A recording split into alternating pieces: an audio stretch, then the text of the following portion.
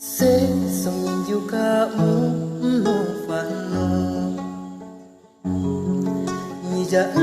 te phát thoại cảnh si nhị bồi luôn to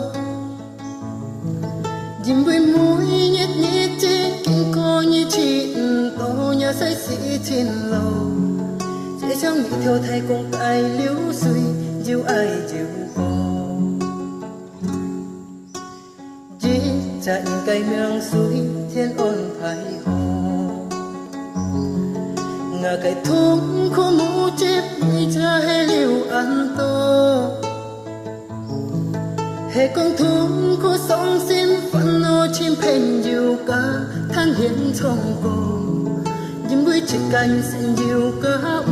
ôi hiểu hạ to một sông an to chắc một sông an